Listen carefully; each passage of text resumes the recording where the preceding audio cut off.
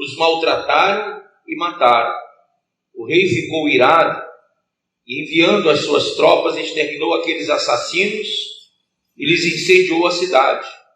Então disse aos seus servos: está pronta a festa, mas os convidados não eram dignos. Ide, pois, para as encruzilhadas dos caminhos e convidai para as bodas a quantos encontrarmos. E saindo aqueles servos pelas estradas, reuniram todos os que encontraram, maus e bons, e a sala do banquete ficou repleta de convidados. Entretanto, porém, o rei, para ver os que estavam, entrando, porém, o rei, para ver os que estavam à mesa, notou ali um homem que não trazia veste nupcial, e perguntou-lhe: amigo, como entrastes aqui sem veste nupcial? E ele emudeceu. Então ordenou o rei aos serventes: amarrai-o de pés e mãos e lançai-o para fora nas trevas. Ali haverá choro e ranger de dentes, porque muitos são chamados. Mas o que, pessoal? Vamos ler de novo? Porque muitos são chamados, mas poucos são os escolhidos. Põe a mão sobre a Bíblia e diga: Pai, me ensina a tua palavra, Senhor. Me ensina, Senhor, o caráter de um verdadeiro cristão que quer ser arrebatado. Em nome de Jesus. Diga amém. Pode sentar.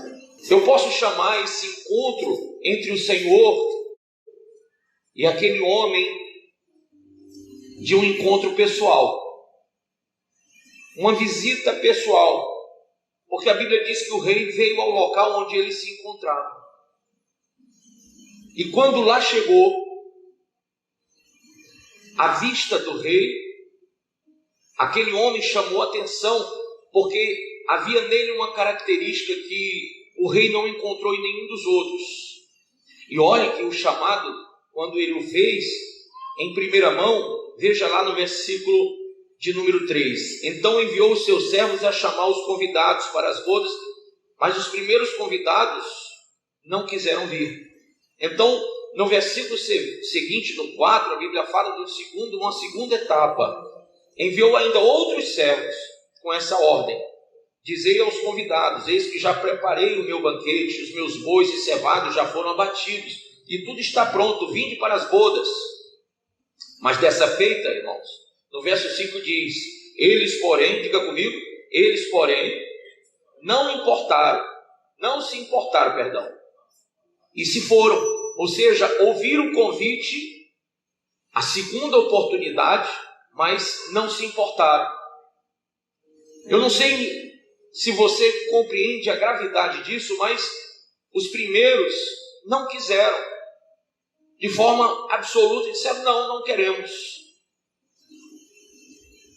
Os segundos convidados, a segunda etapa de convite para essas bodas, se deu na vida de pessoas que não se importaram. Interessante isso.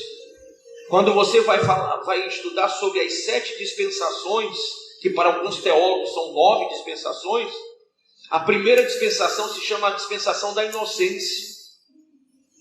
E é interessante que o convite foi feito no período adâmico, no período da criação, quando Adão e Eva foram convidados a participar de um local esplêndido, algo tremendo, um paraíso sem igual. O homem foi criado para aquilo lá, para desfrutar daquilo. Não havia porquê o homem simplesmente se corromper por uma árvore, por um fruto de uma árvore. Então Deus deu uma oportunidade do ser eterno, que somos nós, viver em eternidade com Ele. E olha que coisa linda. A Bíblia diz que o Senhor passeava com Adão e Eva. Amém? Andava com eles no jardim.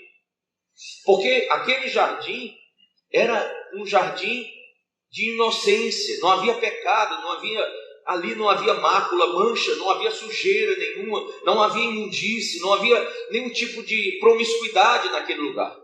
Então Deus, santo e poderoso, andava com o homem naquele lugar. Mas veja só como o homem rejeita Deus lá no Éden, recebendo um fruto, o fruto do pecado, dando origem à desobediência. Esse homem, ele é expulso não da presença de Deus, mas do lugar da inocência. Porque a Bíblia diz que Deus não tomará ninguém por inocente. Então nós tivemos a primícia de morarmos e de estarmos eternamente com o Senhor naquele lugar. Perdemos pelo pecado Adão. Mas depois disso, Deus não desistiu do homem. Deus trabalhou na vida deste homem durante todos os anos que se seguiram, até 1600 e poucos anos. Esses homens que se multiplicaram na terra, eles simplesmente se afastaram do Senhor de forma dissoluta. Resolutamente eles disseram: não queremos Deus, não vamos andar com Ele, não queremos saber desse Deus Criador. E a Bíblia diz que no período de Noé, mais ou menos 1600 anos após a queda do homem, a saída do homem do Éden, a Bíblia diz que Deus chega a Noé. Noé acha graça aos olhos de Deus, e ali Deus ordena que ele construa uma arca. Essa seria a segunda oportunidade. E ali Noé levou muitos e muitos e muitos anos construindo uma arca. No entanto, irmãos, os homens que estavam ali, tão corrompidos estavam por seus pecados, que eles não quiseram saber de Deus. Não quiseram entrar naquela arca, oportunamente não quiseram salvar suas próprias vidas, mesmo sendo convidados. Interessante que os animais irracionais entraram em pares, mas os homens racionais eram tão reprobos, tão impuros, tão lascivos, tão prostitutos, que viram os animais irracionais entrando em pares, mas estes homens rejeitaram a Deus. Então aqui no texto, no versículo de número 5, diz: eles, porém, não se importaram e se foram, um para o seu campo, outro para o seu negócio. Naquela época de Adão e Eva, houve uma rejeição a Deus, mas no período de Noé, houve uma rebelião contra Deus. Porque eles sabiam que eram maus. E é claro que Noé anunciou que haveria de vir um dilúvio, mas nenhum creu. E eles, sabedores de tudo, não se importaram. Ao contrário, fizeram pouco caso da pregação de Noé. Isso foi tão notório que quando Jesus morreu na cruz, ele desceu até um lugar chamado Hades. E ali, a Bíblia não diz que ele pregou no sentido de evangelização, mas ele foi e se apresentou ao povo que lá estava. E eu creio que quando o Senhor lá chegou, ele disse: eu sou aquele, eu sou a salvação que Noé pregou para vocês. Amém? E então todos aqueles que tiveram a oportunidade de ver e que na sequência, na descendência dos filhos de Noé, ouviram e creram, saíram do Hades e foram para o local que foi depois denominado de paraíso. Amém? Saíram do seio de Abraão e foram para o paraíso. Mas olha só, o Senhor não desiste. No versículo 6 diz: e os outros, agarrando os servos, os mataram e maltrataram e mataram. Jesus, quando entrou em Jerusalém, antes que entrasse em Jerusalém, Jesus teve uma lembrança de todos os profetas que foram mortos, de todos os profetas que foram maltratados, que foram rejeitados. O próprio Isaías, no capítulo de número 53, ele disse: quem ouviu a nossa pregação? Eu imagino Jesus indo para o sacrifício, caminhando para a cruz, caminhando, sabendo que ele seria a única ligação entre os homens e Deus. Ele chegando àquele lugar, ele olha para aquela cidade, olha para aquele povo e diz: Jerusalém, Jerusalém, a ti enviei tantos profetas na tradução dessa parábola, tantos servos, mas tu rejeitaste a todos eles e matastes. Então esse versículo, do versículo 6, fala justamente sobre todas as oportunidades de todos os profetas que foram enviados, que foram maltratados e mortos, e que não quiseram receber a palavra de Deus. No versículo 7, o rei ficou irado, e enviando as suas tropas, exterminou aqueles assassinos e lhes incendiou a cidade. Então disse aos seus servos: está pronta a festa. Mas os convidados não eram o quê? Dignos. Não eram dignos. E depois, para as encruzilhadas. Veja que há uma coisa quase que distonante aqui nesse texto. Quase que você pensa, puxa, mas como? Porque ele diz, olha, os convidados não eram dignos. E de repente, no versículo seguinte, ele manda ir pelas encruzilhadas dos caminhos e convidar a todos quantos encontrarem. Quer dizer, qual foi a seleção? Qual foi a seleção que veio depois? Uma vez que ele disse que os convidados não eram dignos, e depois ele diz, vai e convida quantos vocês encontrarem. Qual o pensamento do Senhor nessa hora? Quem são convidados indignos? E quem são os convidados dignos nesse versículo? É interessante isso, porque encontrar qualquer pessoa pelo caminho, convidar, isso é digno. Qualquer pessoa que eu passar e convidar, isso é digno, pessoal. Vocês acham que vocês podem convidar qualquer pessoa para a casa de vocês, para comer com vocês, para comer com a família de vocês?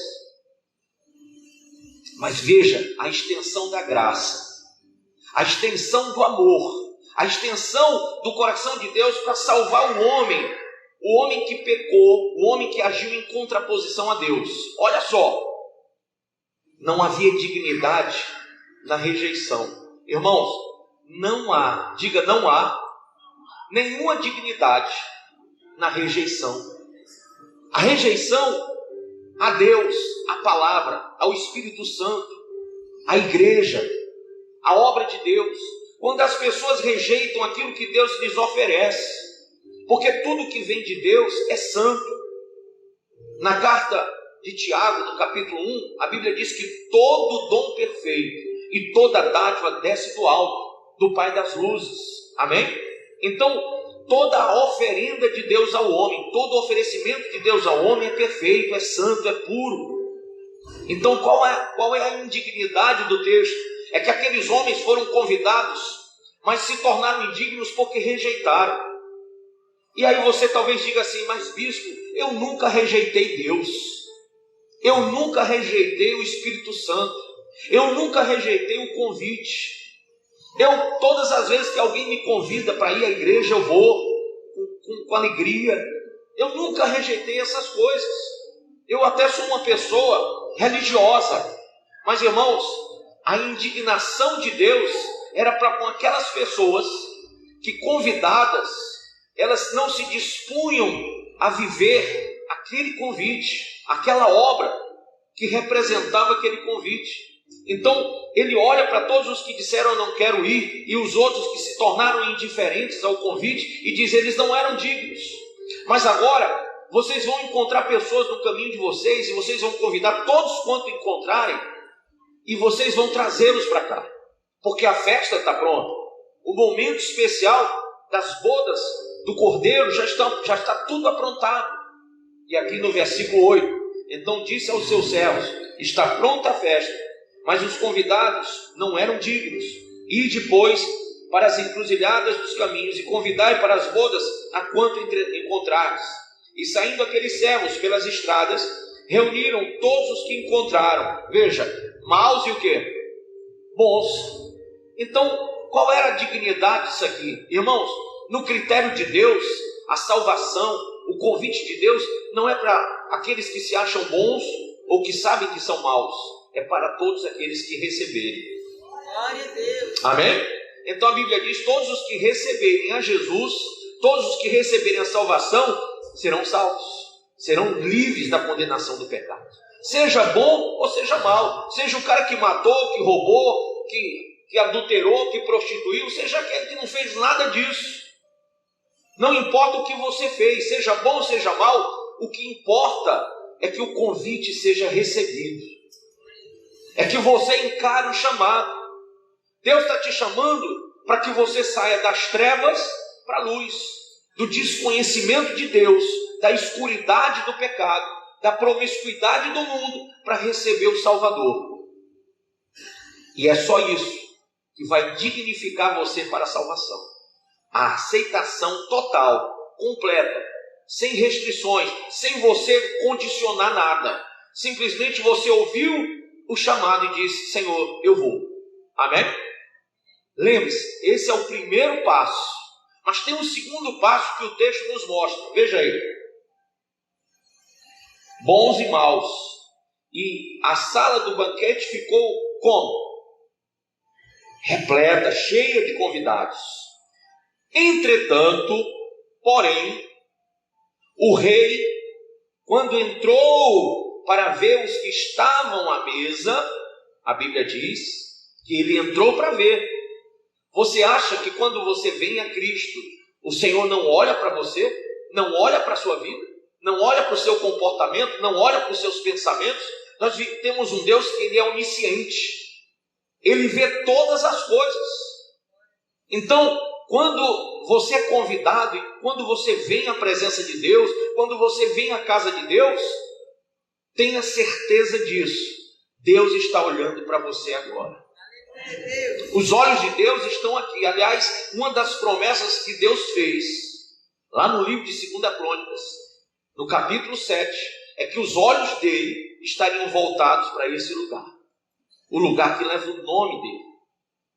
Naquela época era o templo feito pelas mãos dos homens, o templo de Salomão. Mas imagine que hoje nós somos templo do Espírito Santo. Glória a Deus. Entendeu? A Bíblia diz: pelo que neles habitarei, e eu serei o seu Deus, e eles serão o meu povo. Então, do mesmo jeito que Deus habitou num templo, e no passado esse templo era feito pelas mãos dos homens, e Deus, em um conchavo espiritual com o homem, ordenou a construção daquele templo e disse a Davi: não serás tu, porque tu tens muito sangue nas mãos, mas o teu filho, Salomão. Aquele templo foi construído, e a Bíblia diz que quando Salomão terminou a construção, a glória de Deus, o cavode de Deus, desceu sobre aquele lugar, encheu aquele lugar, de forma, irmãos, que todo homem que entrava no Santo dos Santos, se não tivesse em sacrifício vivo, santo e agradável, morria. Tamanha a glória de Deus. Lembro daqueles 2 filhos, o Nadab e o Abiú, filhos do primeiro sacerdote irmão de Moisés. Quando eles entraram e acenderam fogo estranho, Deus já tinha acabado de descer fogo sobre o holocausto. E quando Arão e Moisés saíram da tenda, entraram Nadab e Abiú e acenderam fogo natural. Imaginem vocês, Deus consumiu aqueles homens ali, porque você não veio aqui para acender um fogo natural. Você não veio aqui para ter uma vida natural, mas para receber a dádiva que vem do céu. O fogo do Espírito Santo, irmãos. O que é sobrenatural. O que nos faz ser templo do Espírito Santo não é estarmos aqui agora apenas. É estarmos aqui agora e sermos e nos tornarmos o lugar de santidade, o lugar de purificação. Sabe, naquela época se dizia assim: guarda o teu pé antes de entrar na casa do teu Deus. Lembra? Guarda o teu pé antes de entrar na casa do teu Deus. Isso até tem uma similaridade de quando Moisés viu Deus na sarça. E Deus disse: tira as sandálias dos teus pés, porque a terra que pisa é terra santa. Então eu imagino que muitas pessoas, quando entram nesse lugar, ao entrar, percebem que há um ambiente diferente do da sua própria casa. Sim ou não? Você nota que aqui tem um ambiente diferente? Você está em casa, é um ambiente, mas quando você vem para cá, você sente, sabe, usando o termo dos homens, né? Você sente uma, como que eles falam? Me ajuda. Uma energia, é o que eles falam, né? Uma áurea. Sim ou não? É ou não é? Diferente desse lugar. Você sabe por quê? Só porque esse lugar é chamado congregação dos santos. Só porque nesse lugar a palavra de Deus é ensinada. Só porque esse lugar foi separado para esse fim. Só por isso. Porque o lugar santo e o santo dos santos que está aqui, sabe onde fica? Fica exatamente no seu coração. Você é o lugar do fogo. Você é o lugar da ação de Deus. Você é o lugar em que Deus quer habitar. Olha, quando ele disse, lá na carta aos Coríntios, Paulo escreve, diz a eles que eu habitarei neles, e eu serei o seu Deus, e eles serão meu povo. Lá em 2 Coríntios, capítulo de número 6, veja comigo, por favor, só para a gente relembrar esse texto. Versículo de número 14. Ele diz assim: não vos ponhais em julgo desigual com os incrédulos, porquanto que sociedade pode haver entre a justiça e a iniquidade, ou que comunhão da luz com as trevas, que harmonia entre Cristo e o maligno, ou que união do crente com o incrédulo, que ligação há entre o santuário de Deus e os ídolos? Porque diga eu, sou santuário do Deus vivente. Que coisa linda. Você sente essa áurea nesse lugar, mas o que Deus quer é que você sinta essa áurea em você. Que Deus, mais quer é que você não seja um religioso que sente a áurea no lugar de reunião, mas que você seja um lugar de culto. Que ao acordar você apresente a Deus o culto verdadeiro, aquilo que é agradável e santo ao Senhor. Quando você abre os seus olhos pela manhã, que você lembre que você é o lugar santo, que você é o lugar santo dos santos, que você é o lugar que Deus escolheu habitar. Se não, vejamos o que está escrito. Ele diz: porque nós somos santuário do Deus vivente, como Ele próprio disse. Ele próprio disse: habitarei e andarei entre eles. Olha que vontade de voltar a caminhar com o homem, de voltar ao período da inocência do jardim, quando ele caminhava com Adão e Eva. Ele diz: habitarei e andarei entre eles, serei o seu Deus e eles serão o meu povo. Por isso, diz o Senhor, retirai-vos do meio deles, separai-vos, diz o Senhor. Em outra tradução é purificai-vos. Porque a palavra purificar no grego tem o mesmo significado de santificar. Todas as duas palavras estão ligadas à questão de você se afastar daquilo que te corrompe, de você ser santo aos olhos dos homens, de que as pessoas sejam confrontadas ao olharem para você. O Evangelho não ensina você a rejeitar o mundo, pessoa não, mas ensina você a rejeitar o mundo, pecado. Você vai continuar tendo convivência com pessoas más, pessoas boas, e a todos os maus e bons cabe a você e a mim como servos chamá-los para se tornarem templo e morada de Deus. Por isso, retirai-vos do meio deles, separai-vos, diz o Senhor, não toqueis em coisas impuras, e eu vos receberei. Serei vosso Pai, e vós sereis para mim filhos e filhas, diz o Senhor Todo-Poderoso. No versículo 1 do 7, ele termina dizendo, eu acho que na formatação da Bíblia, se fosse eu, deixaria o versículo 1 do 7 como 19 do 6. E começaria o 1 no 2, no verso 2. Sabe por quê? Porque o versículo 1 do 7 está ligado ao 18. O mesmo pensamento. Veja, tendo, pois, ó amados, tais promessas, purifiquemo-nos de toda a impureza, tanto da carne como do espírito, aperfeiçoando a nossa santidade em que, pessoal? No temor de Deus. Amém? No temor de Deus. Então, quando nós observamos o convite de Deus para esse povo que o rejeita, que faz que não está nem aí, nessa terceira leva, vem bons e maus, mas tem um critério. Deus não está se importando se é bom ou se é mal. O mundo é que diz assim: o cara fez tudo de errado, a mulher fez tudo de errado, aí de repente entra numa igreja de crente, se converte, fica bom. Matou, roubou, não sei o que, agora já é santo e vai para o céu. Não é assim que criticam a gente? Porque as pessoas estão sempre voltadas para apontar o dedo para as outras. Mas é interessante que aquele que é santo, que é poderoso, que é salvador, que é criador, que é redentor, aquele que te chamou para ser você o templo e morada dele, ele não rejeitou você pelas boas e más obras que você praticou. Simplesmente ele disse que vem os bons e que vem os maus. Eu não me importo com isso. O que eu quero é daqui para frente que ele se torne templo e morada. Amém? Então, o segundo critério para que você adentre por essas portas celestiais está na observância do rei quando entra na sala. Ele olha e perceba.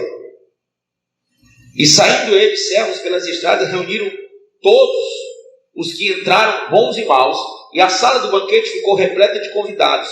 Entrando, porém, o rei, para ver os que estavam à mesa, notou ali um homem que não trazia veste nupcial. Veste nupcial. E aí, nós temos que entender essa veste nupcial. Sabe, quando lá no último tempo da igreja, que é o período de Laodiceia, há um conselho, veja aí em Apocalipse capítulo 3, há um conselho de Deus aos homens de Laodiceia. Diz assim, ele diz, versículo 18, aliás eu vou ler o texto do 14 até o 20 para você, até o 22 para você entender. Ao anjo da igreja em Laodiceia escreve: estas coisas diz o Amém, a testemunha fiel e verdadeira, o princípio da criação de Deus. Conheço as tuas obras, que nem és frio nem quente. Quem dera fosse frio ou quente. Assim, porque és morno, e nem és quente nem frio, estou a ponto de vomitar-te da minha boca. Pois dizes: estou rico e abastado, e não preciso de coisa alguma, e nem sabes que tu és infeliz, sim, miserável, pobre, cego e nu. Aconselho-te que de mim compres ouro refinado pelo fogo, para te enriqueceres, vestiduras brancas para te vestires, a fim de que não seja manifesta a vergonha da tua nudez, e colírio para ungires os olhos, a fim de que vejas. Irmãos, são três coisas que Deus não suporta. Quando você acha que o que você tem é o que basta. Quando você que está sendo convidado, e você entrou nesse convite a uma sala especial, a um ambiente especial, onde você sente esse ambiente dentro de você, e isso que você sente é a presença do Espírito Santo. Isso que você sente, isso que você passa a perceber, é uma ação de Deus na sua vida. Mas para que Deus possa agir na sua vida, você tem que se ter no seu coração, você tem que ter essa visão espiritual, você tem que ser sensível ao critério de Deus. E olha que critério santo: que você não se iluda achando que é rico sendo pobre, que você não pense que o ouro desse mundo te faz rico, que você não pense que a casa que você mora te faz rico, que o carro que você tem te faz rico, que o cargo que você ocupa lhe faz rico. Mas que você perceba a tua miséria, a tua pobreza, porque a única forma de você ser rico é adquirindo a riqueza que vem do Senhor, é adquirindo a verdadeira riqueza que vem de Deus. Sabe quem é o homem mais rico? É aquele que mais conhece Deus. É aquele que... Eu vejo na Bíblia uma coisa interessante. Eu ouço falar de Abraão, de todos os patriarcas. Eu acho linda a história de cada um. Eu me espelho na vida de cada um. Mas teve um homem que a Bíblia não fala muito dele. Não fala. O nome dele é Enoque. A Bíblia fala? Não fala. Só fala Enoque. Enoque. Mas o homem mais rico que eu vejo no Antigo Testamento não foi Salomão, como eu já vi, e até eu já falei isso. Olha, Salomão foi o rei mais rico no mundo todo. Mas o homem mais rico da Bíblia, no Antigo Testamento, eu vou citar Antigo, pode ser que seja até da Bíblia toda, mas o mais rico que eu vejo na Bíblia se chama Enoque, porque ele andava com Deus. Gente, o cara andava com Deus. Você sabe o que quer dizer isso?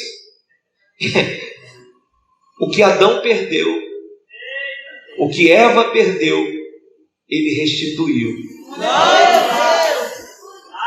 E ele andou tanto com Deus que um dia o Senhor disse: ô Enoque, vou te mostrar coisas que você não conhece. Vem aqui para cima. E ele foi transladado para a glória, irmão.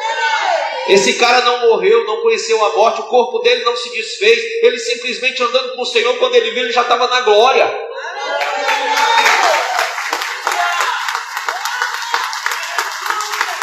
Glória a Deus. Você quer um homem mais rico do que esse? Então o primeiro critério é: não se iluda pensando que você está rico, enquanto você não está andando com Deus. Você é o mais pobre das criaturas. Enquanto você não cultivar essa vida com Deus, você vai ser a mais pobre de todas as pessoas. Segundo critério, ele disse: vestiduras brancas para te vestir. Ele está falando de comportamento de santidade, de pensamento de santidade, de visão de santidade. Sabe, o que ele está falando aqui é algo tremendo. As vestes brancas representam que você saiu do pecado verdadeiramente, que você venceu a morte, porque a Bíblia diz lá em Romanos 6:23 que o salário do pecado é a morte. Mas você recebeu o dom de Deus quando você conseguiu purificar a sua vida no altar. Quando o teu coração, que é o altar de Deus, foi aceso para a glória dele. Quando a tua vida foi iluminada pela presença do Espírito Santo. Porque quando nós falamos que a Bíblia é sagrada, é lâmpada para os pés e luz para o caminho, ela não é o livro, esse livro aqui não. A Bíblia é a palavra viva em nós. Quando ela, dentro de nós, nos faz sermos candeeiros acesos para que as pessoas vejam Cristo, para que elas vejam o caminho. Irmãos, quando uma pessoa se acende para Deus, quando uma pessoa se levanta para Deus, quando uma pessoa se acorda da morte, do pecado, quando ela sai dessa vida de pecado, ela tem uma vivência diferente, ela passa a ter um horizonte diferente. E quando ela se levanta para acender, para iluminar, ela tem o revestimento das vestes nupciais. Porque toda mancha, toda mácula, toda sujeira, toda imundície é vencida. E ela passa a vestir o branco nupcial. Quantas vezes a gente vê pessoas, eu que sou pastor, então, teve até um irmão, eu sou pastor há 30 anos. E essa semana teve um irmão que mandou um WhatsApp para mim e disse: bispo, o senhor pode me casar? É que eu estou querendo casar e tal. E eu só dizendo amém, amém, amém. Ele é de uma das congregações. Aí ele fez uma pergunta que eu ri lá em casa. Ele disse assim: o senhor sabe como é que faz um casamento? Aí eu disse: como é? Não entendi. Uma liturgia, né? Como que faz? O senhor sabe? Porque se o senhor não souber, aí então eu tenho que ver alguém que saiba. E o senhor dá só a bênção. Eu disse: meu Deus, será que ele está falando comigo ou está mandando WhatsApp para outra pessoa? Meu Deus do céu. A menos que 30 anos de ministério, eu acho que eu já devo ter feito mais de 900 casamentos. Eu não sou o Zé Bonitinho não, mas já passei disso. E eu comecei a rir lá em casa. Eu disse, meu Deus, eu vou dizer para ele que eu sei só para poder encurtar a conversa. E hoje até brinquei com ele aqui de manhã, que ele estava de manhã aqui na igreja. Queridos, essa vestimenta nupcial, ela tem que ser requerida por nós. Aqui no texto, ele dá um conselho, que você se vista dela, que você seja revestido dela. Mas irmão, não é Deus que vai te vestir, é você. É você que vai buscar essa vestimenta. É você que vai pagar um preço alto para poder adquirir essa vestimenta branca. Entenda você, quem aqui já comprou numa loja um produto caro? Uma vez na vida pelo menos, levanta a mão, só uma vez na vida, que você disse, hoje eu não quero nem saber, nem que eu me esborrache. Alguma vez, amém? E você chegou lá e comprou uma roupa, um sapato, um negócio que te agradou. Depois você ficou, meu Deus, que loucura que eu fiz, mas fez. Você lembra do preço que você pagou? Caro. Foi tão caro, né? Você ficou muitos meses pensando, que besteira que eu fiz, né? Mas toda vez que você colocava o pé naquele sapato ou vestia aquela roupa, você se sentia alguém diferente de você. Porque, por incrível que pareça, aquilo caro como era, fez de você uma pessoa que a si mesmo se tornou mais cara. Você se deu um valor diferente. Sabe, você é alguém quando está com qualquer roupa, mas quando você se veste com aquela, você se sente alguém diferente por causa do preço daquela roupa. Incrível isso. Se é um sapato, então você faz questão de dobrar as pernas e mostrar, né? Querido, aquilo tem um preço. Quando você passou e viu na vitrine, você disse, está caro. Mas dentro de você, você ouviu uma voz dizendo, mas é meu. É para mim.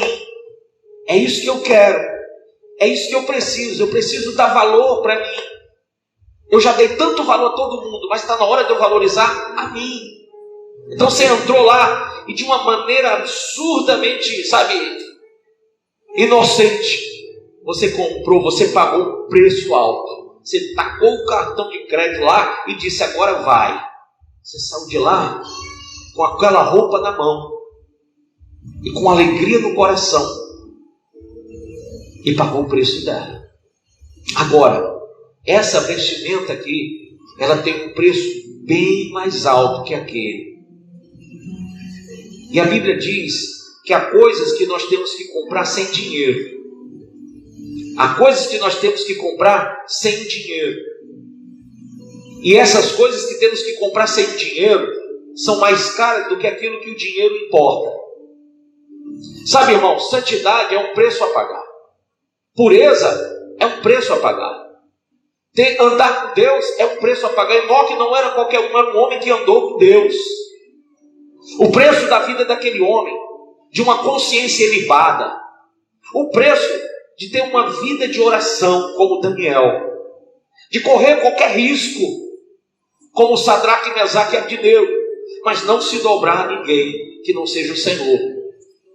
O preço que nós vemos Abraão pagar ao sair da sua terra, da sua parentela, e para onde ele desconhecia, mas era promessa. O preço, irmão, de Isaac receber uma mulher escolhida pelo seu pai que ele não conhecia, era apenas uma promessa.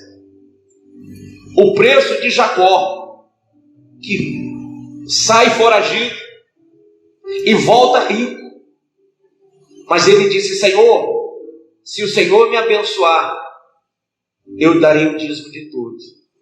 E aquele homem foi muito abençoado por Deus. Sabe, o preço que o profeta Jeremias pagou ao ser preso e ao chorar em cárceres, que os apóstolos sofreram em cada período das suas vidas, que o próprio Senhor Jesus pagou na cruz do Calvário. Não há dimensão alguma ao preço que foi pago na cruz. Ninguém pagou um preço tão alto como ele. Mas o preço que Jesus pagou na cruz foi só para te dar o direito de ter um cartão de crédito. Naquele momento na cruz ele disse: eu te dou a credibilidade para que você adquira essa veste. Glória a Deus. Eu te dou condição agora, porque antes você não tinha nenhuma. O diabo estava lá dizendo: você não tem condição de ir para o céu, porque você é um pecador miserável, não tem como você se salvar. Mas na cruz o Senhor disse: eu dou condição a eles. Glória a Deus. E aí ele te deu a condição, ele te deu o cartão. Mas ele em nenhum momento disse que seria de graça. Ele apenas disse que é pela graça. O preço a pagar, ele também mencionou: quem quer vir após mim, tome a sua cruz e me siga. Não é fácil. Você vai ter que viver em sacrifício, disse o apóstolo Paulo em Romanos. Vivo, santo e agradável a Deus. De forma racional, você vai sofrer os intempéries da vida, mas vai ficar firme no Senhor. Então a vestimenta branca é para aqueles que observaram aonde querem ir e na presença de quem querem ficar a eternidade. Pergunta para o seu irmão: você quer ir para o céu mesmo? Você tem certeza que é lá que você quer morar? A presença do Deus vivo, santo e poderoso, o Criador do céu e da terra, é lá mesmo? Porque lá só entra quem tem vestes mais brancas que a neve. Lá só entra aquele que tem coragem de usar o sacrifício de Jesus e entrar pelo novo e vivo caminho em sacrifício vivo, santo e agradável. Você tem o cartão, mas você vai pagar as prestações. E eu não sei quanto tempo vai durar a tua vida, ou se você, de repente, em nome de Jesus, vai ser arrebatado comigo. Mas eu vou te dizer uma coisa: se você durar, se esse mundo durar X anos, então são X prestações que você vai viver e vai pagar. Porque a Bíblia diz: ser fiel até a morte e dar-te a coroa da vida. Então o tempo da prestação é o tempo da sua vida. Porque quando a sua vida terminar, você vai prestar contas com Deus. E é importante que você não seja indigno de entrar lá sem aquelas vestes que Ele separou para você. Está lá, está separado, tem o seu nome, tem o seu número lá, sabia? Está tudo lá escrito. Quando você entrar naquela loja espiritual, você vai perceber que lá já foi reservado. Apenas você tem que ter coragem de tomar para si o sacrifício de Cristo. É muito fácil comer do pão e beber do cálice, mas fazer o sacrifício da cruz em si, viver o sacrifício até que Ele venha. E o terceiro ponto e último é que você tenha colírio nos olhos, que você unja os seus olhos com esse colírio, a fim de que veja. A Bíblia diz que o Deus desse século cegou o entendimento das pessoas. O Deus desse século cegou o entendimento das pessoas. Uma coisa é você ver, outra coisa é você enxergar. Entende isso ou não? Quem entende? Quem está me vendo aqui? Mas você está enxergando a palavra que eu prego? Ela está entrando em você de verdade? E está fazendo o efeito para o qual ela foi enviada? Irmãos, uma coisa é ver, digo, uma coisa é ver, outra é enxergar. Às vezes eu vejo por ver, mas eu não sou capaz de enxergar com o coração, de entender com o meu coração. O coração é o centro das decisões, é o centro das emoções, é o centro do intelecto humano. Então eu tenho que ver, mas tenho que enxergar a natureza da palavra de Deus. Gente, Deus é santo, a sua palavra é santa e ela vem como água purificadora. Quando eu enxergo o propósito de Deus, quando eu enxergo o propósito do que Deus fez através de Jesus na cruz, quando eu enxergo o tempo e os sinais do tempo, quando eu percebo que a vinda do Senhor pode ser a qualquer momento, que breve esse mundo vai sofrer os 7 piores anos da sua existência, eu percebendo os sinais dos tempos,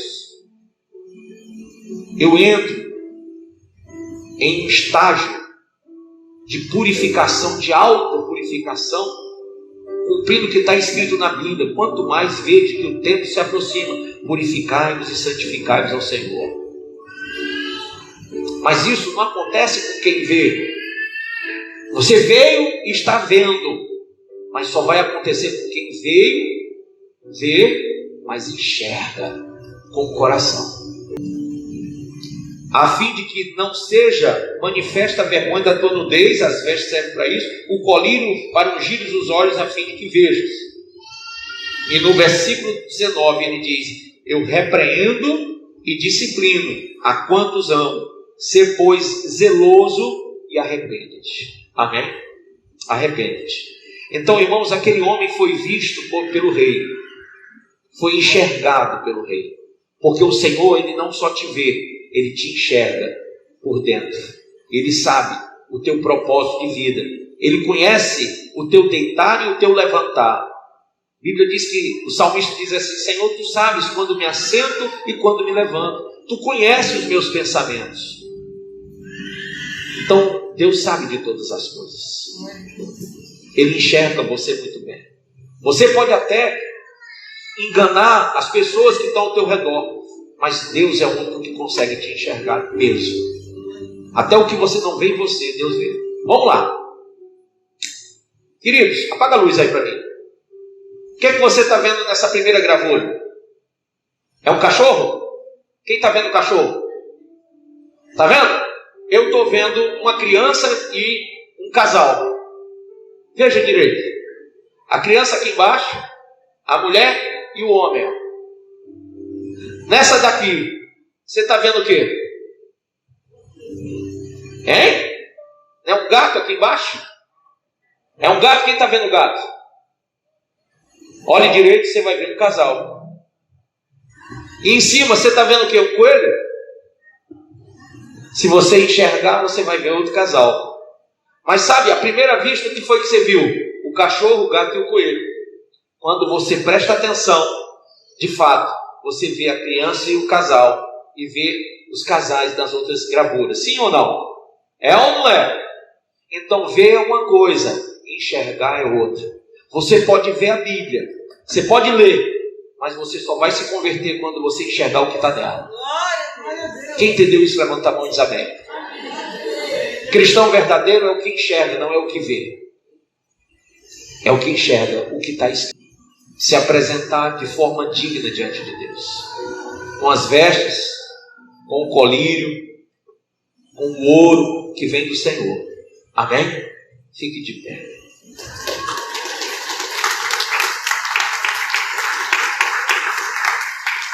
Aquele homem, por não ter pensado nisso, a Bíblia diz que ele foi lançado nas trevas, lançado fora do local das luzes. A gente não percebe, mas apesar de Deus ter chamado, Ele quer uma transformação de vida, amém? Ele quer uma mudança. Ele quer que você enxergue quem é Deus, quem é Ele. Olha o que Moisés falou: Senhor, quem és tu? E ele disse: eu sou. Eu sou o que sou. Você vai dizer a Faraó que eu sou o te enviou, porque eu sou o único Deus. Se você perceber que Ele é o único na sua vida, único e suficiente Salvador, único e suficiente Senhor, que não há outro Deus a não ser Ele, que não há outro Salvador a não ser Jesus, e que você hoje quer de fato e verdade entrar para as bodas do Cordeiro, ser arrebatado, você agora vai buscar a riqueza do Senhor, conhecer a Deus, as vestes de santidade e o colírio, que quer dizer enxergar de verdade, não somente ver, enxergar o propósito da cruz. Amém? Amém? Curve sua cabeça, por favor, põe a mão no seu coração.